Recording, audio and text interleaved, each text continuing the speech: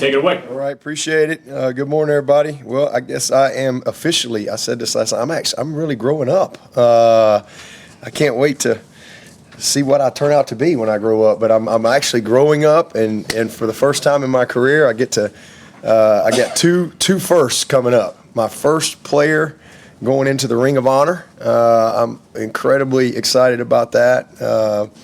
You know, Clemson people know the relationship that I have all the way back to recruiting CJ, and it's just really crazy how time flies. I mean, it really is. You know, I've known CJ since he was 16 years old, and now I think he's 36 or 7, something like that. And now he's going in the Ring of Honor. So pretty cool. He was my first 5-star guy here. He was my first rounder. He was my first Pro Bowler. He was the first college football Hall of Famer for me, and now the first Ring of Honor guy. So really excited for him, and what a well-deserved honor, you know, to see him recognized that way. So I'm really excited about that. And then my first time to coach against, one of my guys, in Coach Elliott. So special weekend all the way around. Looking forward to it.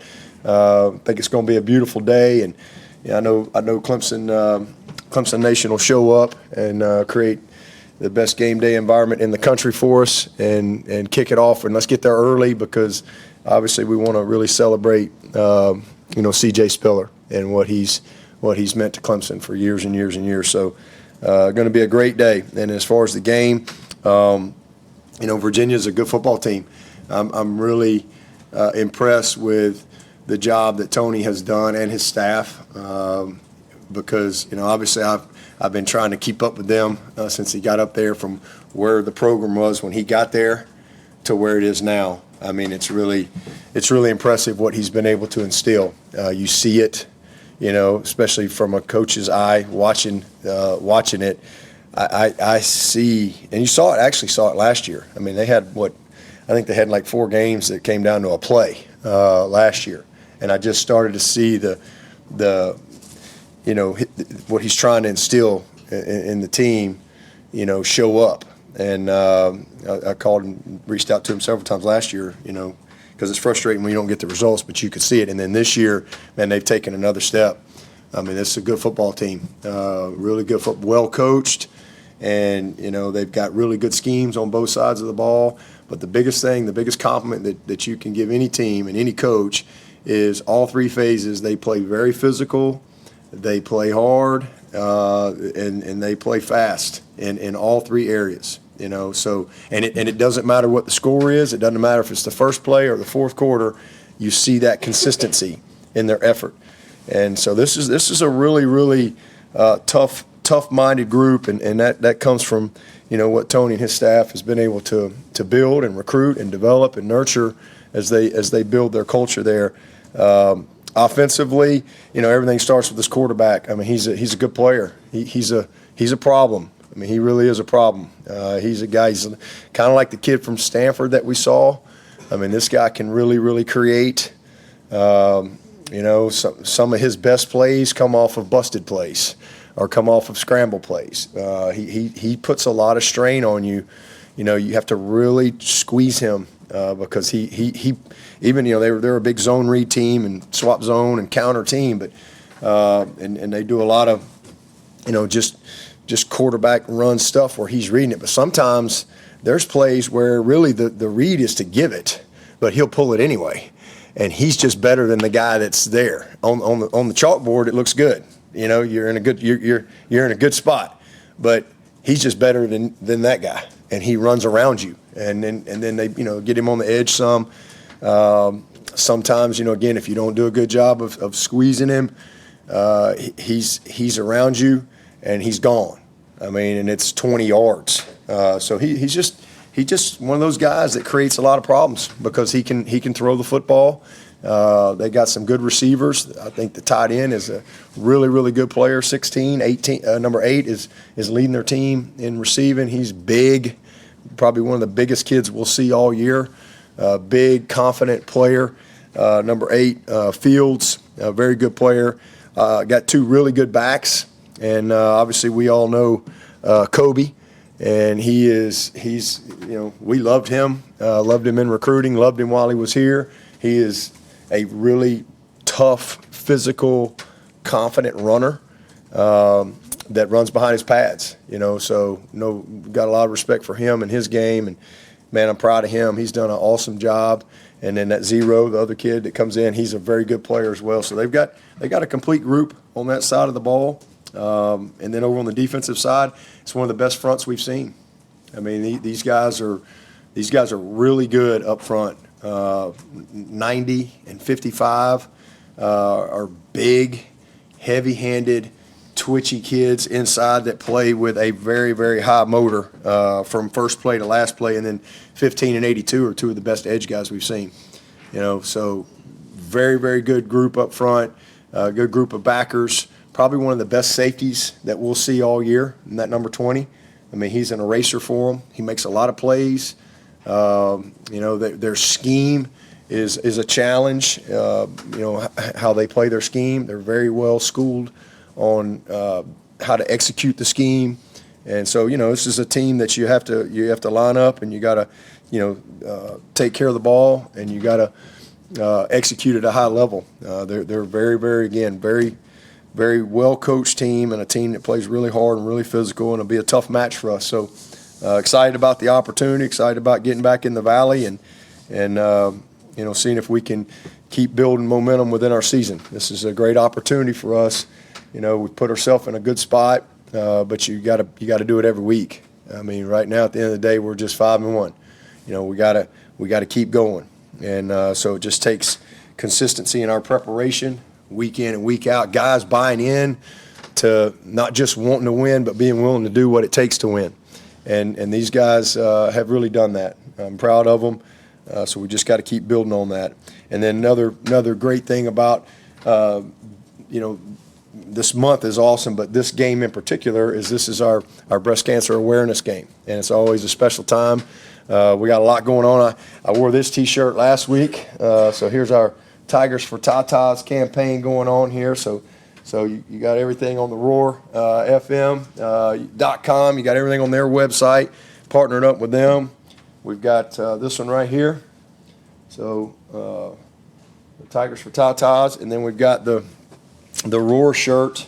This is 10 years that the Roar has been partnering with us. So really, really cool.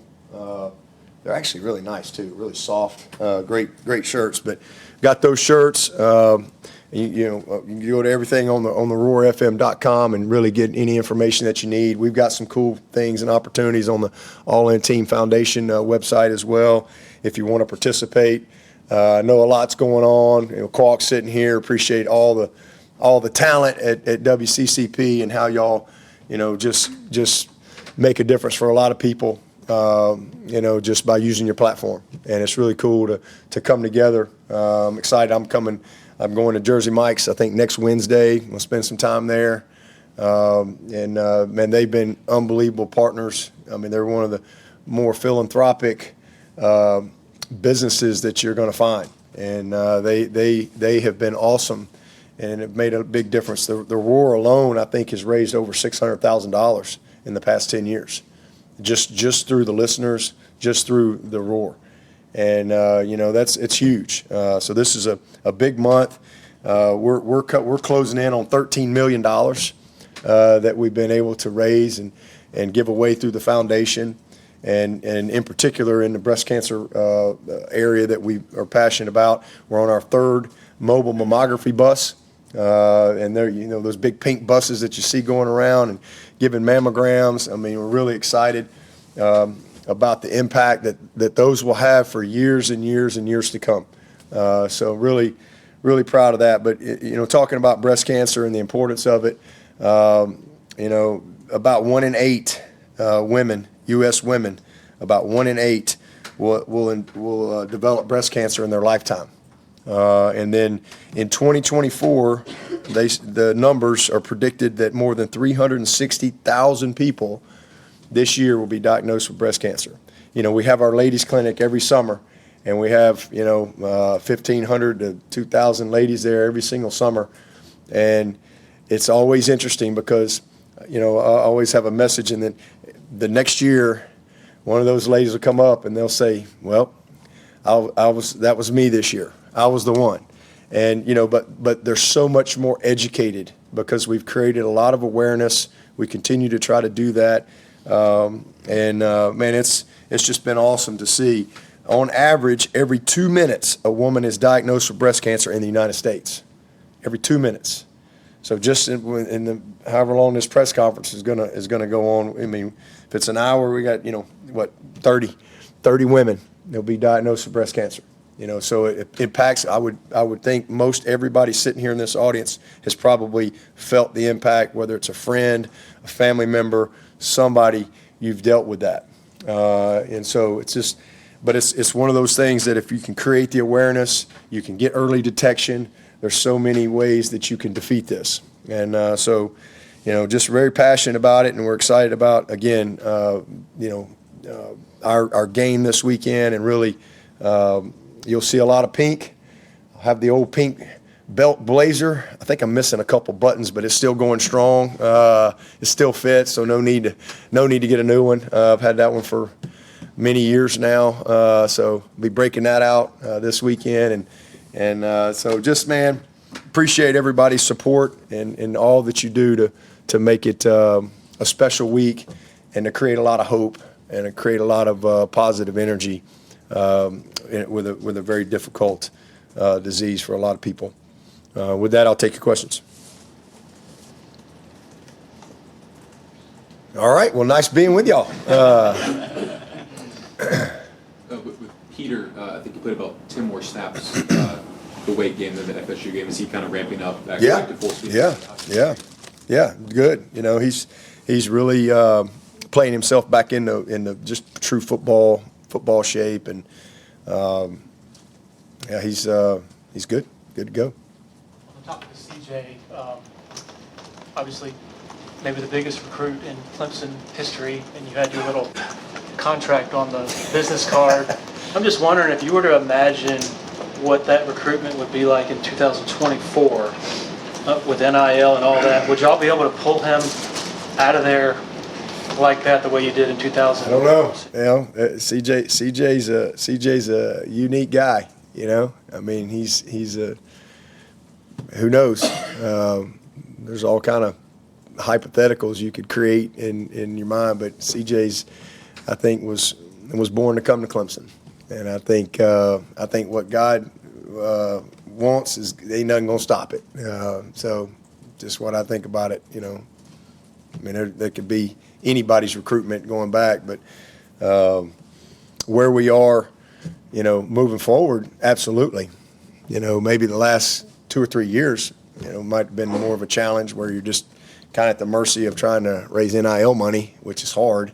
But when you get into the revenue share, and that's a game changer. It's not going to be different for us than it is anybody else. So then it's just a matter of, everybody's got the same amount of money, so you got to figure out how you want to divide it up, right? I mean, you got to everybody makes local decisions. But I'm excited about that. I think that's a great thing.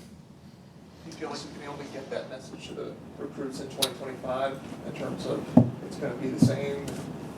I mean, it doesn't, everybody's got to make their own decisions, but I think that's more because it really doesn't start till July 1, but you really got to start now, and that's kind of where we are in our process, but it's still, comes down to guys making decisions that they think's best for them, and, that's no different year in and year out in recruiting. You said, getting to next summer is the challenging part. Is there a pitch you'd like to make to just the common Clemson fan for NIL, just trying to fortify? Yeah, we need to keep supporting it, because, again, you got till July 1, and we've got a great plan in place. And like I said, because we're gonna operate on rev share like it starts January 1. We know what we're not waiting until July 1. And I think most people probably in our situation will do the same thing. So we're not, but we can't start the rev share till July 1. So you have to we have to raise enough money. We have the money, we can't share it though. So you have to go raise money outside of, what your in-house money is, to be able to meet the needs. But we're in a really good spot. I mean, we got a great roster. We've only got 12 scholarship seniors, and 4 of those can come back. So we've got. But you always plan for a little bit of attrition. There's going to be some of that, but we've got a really good roster, and so we're in a good spot. And again, heading into a better spot. Do you have an idea how big you want 2025 to be, numbers wise? Well, I mean, we're going to have to cut about 40 kids or so. We got to cut a ton of guys. There's some we'll want to keep for sure. That are contributors that you got to, because we got to go down to 105. But from an 8, but we're not at 105 in January. It's not like you can go to 105 in January. So, we're over with the amount of kids we have committed. But you kind of plan on kind of some normal attrition. There'll be some kids that maybe just want to play more, don't like their role or whatever. That'll probably move on. That's normal for every team. But we've got 12 scholarship seniors. That's it. We're at 85. We got 12 seniors. So you want me to go sign 30? Who you telling to leave? I'll let you call them parents. We're in a good spot. It's no different than it is from year to year. And then we'll manage how we fill out the rest of the roster. Whether it's high school kids or portal kids or whatever, to kind of make sure we've got our 105. And then there's kids on the roster that you're definitely going to want to keep that are already contributing. You're not going to go get 105 Bryant Wescos. That's not reality. It's never going to happen. And you got to be able to practice and prepare. So you got to have a little bit of everything built into your roster, from the developmental guys, guys that are ready day one, and guys that are, redshirt juniors like Ron Linthicum. You got to have a little bit of everything as you build your roster. Do you think you need a quarterback in 2025 regardless of We love the 3 quarterbacks we have. They're pretty good. Very few people have 3 quarterbacks they can win with. You got 3 quarterbacks today that you can win with, you're in pretty good shape. So, yeah, we definitely – and then we've got a good, PWO in here, Ethan Anderson, that's been here all year too, that we signed last year. It's a pretty good little player. But, yeah, we try to get a quarterback every year. It's what we didn't take one in 24 because that was our plan with CV. That was just executing the plan that we put in place. That's part of how we got him. We beat a lot of people to get CV. And that was part of he was 17, and we're like, hey, here's kind of the plan, and it's kind of working out really good. And he's a very good player and going to be really good, I think. And Trent's a really good player, and so we've got 3 guys that we think we can go play with. And again, very few. Our national championship team in 18 didn't have 3. We had 2. The third guy was Hunter Renfro, and I love Hunter Renfro, but he wasn't a very good quarterback. We wouldn't have won the national championship with him. So we've got 3 good quarterbacks that really love Clemson, align with Clemson. Everybody wanted me to fire Klubnik last year, get rid of him, go get somebody. He's pretty good. He's going to be a good player. He's back. Got CV's going to be a redshirt sophomore. Trent's in a good spot, but we'd love to get a guy. We will. We'll definitely probably take a quarterback in the 25 class of some sort. Right now we got Paul Tyson as our 4th guy. Love Paul Tyson. So is it a Paul Tyson type of guy, or is it a high school kid? I don't know. We'll see how it all plays out. But main thing is we need to keep 3 we got. That's where it starts. Is Tony's offense